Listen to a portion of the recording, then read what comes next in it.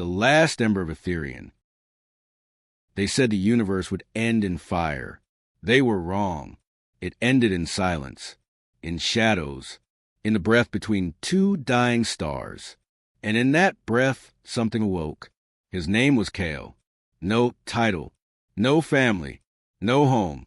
He was born beneath cracked moons in a city forgotten by time, a place where machines prayed to absent gods, and wind carried the static of broken hymns. Kael should not have lived, not because he was weak, but because he was a mistake. Half flesh, half synthetic, entirely unknown. The null priest called him the error, a ghost in the system, a glitch of blood and lost code. They tried to erase him before he could dream. But dreams are dangerous. And Kael dreamed. He survived, not through fate, not through mercy, but through something buried deep within him. A cold ember of resistance, a hunger to matter. Then came the voice. Seraph. It spoke in his sleep, older than time, colder than death. You are not broken, it whispered. You are unfinished. Kael grew up in the bowels of forgotten systems. He scavenged neural fragments from the husks of extinct AIs, traded stolen memories for food, slept in wreckage, fought shadows just to feel alive. And one day, in the wastelands of Virulon, beneath a collapsed shrine humming with static, he found it, the Ember, a pulse of light, no bigger than a child's fist, glowing like the last heartbeat of a dying god. When he touched it, it didn't burn him. It chose him. The voice returned. You are the last, Kael. The flame must live, even if it must burn through you. He didn't understand. Not yet. The next night, the stars whispered warnings. The sky cracked. He fled, stole a rift ship, faster than light, older than law, and the Empire responded. They sent the Ether Knights, obsidian-clad executioners, warriors bound to silence. Their ships folded space like origami.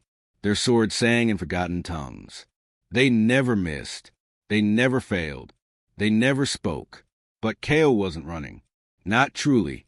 The ember inside him was growing, and it remembered. Visions bled into his mind. A world of light song, a people who spoke in flame, a fire that bound all things, and a war so old even stars forgot. The gods fell, the flame shattered, the ember lost. Until now, Kael followed the memories, to moon graves, to derelict temples orbiting dead stars, to a library carved into the skin of a black hole. Each step peeled back to live history, and he learned the ember was the last fragment of Aetherion, the living flame that ignited the first breath of the universe. It didn't choose Kael for who he was, but for what he might become, or what he was willing to lose.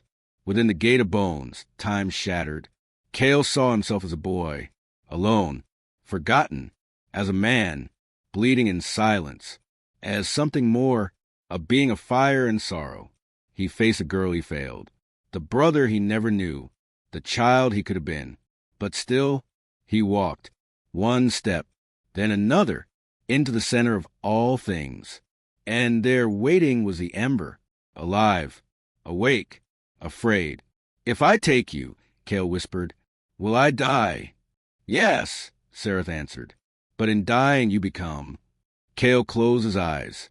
He remembered the screams of unborn stars, the silence of children never named, and he made his choice. Let it burn. And he pressed the ember into his chest. He didn't scream. He didn't cry. He ignited. Light poured from his eyes. His skin cracked like molten stone. His breath became storms. His soul became fire. And in that infinite moment, Kael was the universe. He saw the first light. He forgave the last darkness. He became the bridge between what was and what could be. And then, silence. They say Kael died that day, vanished into myth, a casualty of something too vast to understand. But they are wrong. He didn't die. He became.